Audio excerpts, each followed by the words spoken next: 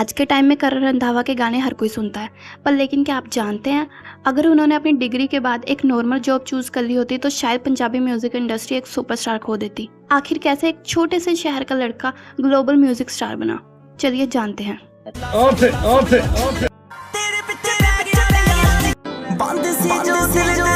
21 दिसंबर 1998 पंजाब के सुल्तानपुर लोधी कपूरथला में एक बच्चे का जन्म हुआ।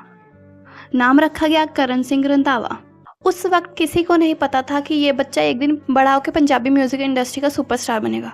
बचपन से ही करण को म्यूजिक बहुत पसंद था। स्कूल फंक्शन में परफॉर्म करना, गाने सुनना और स्टेज पर खड़े होकर लोगों की तालियां सुनना, ये सब उन्हें बहुत पसंद था। लेकिन उस समय सिंगिंग सिर्फ एक हॉबी थी, करियर नहीं। जैसे जैसे करण बड़े होते गए, उनके सामने भी वही सवाल जो हर एक मिडिल क्लास स्टूडेंट के सामने होता है, पढ़ाई या पैशन। उन्होंने अपनी स्कूलिंग कंप्लीट की और उसके बाद BCA यानी बैचलर ऑफ कंप्यूटर एप्लीकेशन में एडमिशन ले लिया। सब कुछ नॉर्मल चल रहा था, लेकिन करण के दिल में कुछ और ही चल रहा था। क्लासरूम में बॉडी होती थी लेकिन दिमाग म्यूजिक में। जब दूसरे स्टूडेंट जॉब और प्लेसमेंट के बारे में सोच रहे थे, तब करण कॉन्सर्ट और सॉन्ग्स के सपने देख रहे थे और यही उनकी ज़िंदगी का सबसे बड़ा टर्निंग पॉइंट बनने वाला था। सोचो, अगर आपके पास डिग्री भी हो, सेफ करियर ऑप्शन भी हो, लेकिन फिर भी आप सब कुछ दांव पर लगा दो। करण ने वही किया। बहुत कम लोग जानते हैं कि अगर म्यूजिक इंडस्ट्री में सक्सेस ना मिलती तो शायद आज करण किसी IT कंपनी में काम कर रहे होते, कंप्यूटर स्क्रीन के सामने 9 to 5 जॉब में। लेकिन उन्होंने अपने दिल की सुनी और अपने सपने के पीछे भागने का फैसला किया।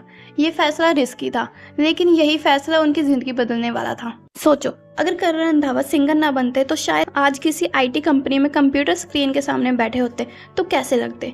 इमेजिन करा है। सोशल मीडिया पर सक्सेस दिखती है, स्ट्रगल नहीं। करण के साथ भी ऐसा ही हुआ। इंडस्ट्री में पहले से कई बड़े सिंगर मौजूद थे, कंपटीशन बहुत ज़्यादा था। नए सिंगर्स को नोटिस करवाना आसान नहीं था। कई बार उन्हें इग्नोर किया गया, कई बार लोगों ने उनकी एबिलिटी पर डाउट किया, लेकिन करण ने एक चीज़ नहीं छोड़ी, कंसिस्टेंसी। जब लोग सो रहे होते थे तब वो अपने फ्यूचर के लिए काम कर रहे होते थे और धीरे धीरे उनकी मेहनत रंग लाने लगी। फिर आया साल 2017 और रिलीज़ हुआ करण रंधावा का पहला ऑफिशियल सॉन्ग 5-7 यार। ये गाना कोई ओवरनाइट ब्लॉकबस्टर नहीं बना, लेकिन इसने एक मैसेज जरूर दे दिया। पंजाबी इंडस्ट्री में कोई आ गया है और उस टैलेंट का नाम था करण रंधावा। ये उनके करियर की पहली सीढ़ी थी और अब उनकी जर्नी स्पीड पकड़ने वाली थी। कुछ ही सालों में करण के सॉन्ग ऑडियंस के दिलों पर राज करने लगे। वेट, तेरे बारे, डोल्चे गबाना, झांझरा, काली रात और फिर आया वो गाना जिसने सब कुछ बदल दिया, फुलकारी। ये सिर्फ एक हिट सॉन्ग नहीं था, ये करण रंधावा का ब्रेक थ्रो मोमेंट था। गाना वायरल हुआ, मिलियंस ऑफ व्यूज़ आए और करण घर घर फेमस हो गए। अब वो सिर्फ एक सिंगर नहीं रहे, वो पंजाबी म्यूजिक इंडस्ट्री के टॉप स्टार्स में शामिल हो चुके थे। सबसे इंस्पायरिंग बात क्या है, करण ने अपनी जर्नी किसी बड़े सिटी से स्टार्ट नहीं की, ना मुंबई, ना दिल्ली, ना चंडीगढ़, बल्कि पंजाब के एक छोटे से शहर से। और आज उनके गाने इंडिया के साथ साथ कनाडा, UK, ऑस्ट्रेलिया और दुनिया भर में सुने जाते हैं। Millions of stream, millions of fan, millions of view, और हर नए सॉन्ग के साथ उनकी पॉपुलैरिटी और बढ़ती जा रही थी। 2021 में करण ने अपनी पहली एल्बम रिलीज की जिसका नाम रखा गया रैम्बो। ये उनके करियर का एक मेजर मिलस्टोन था।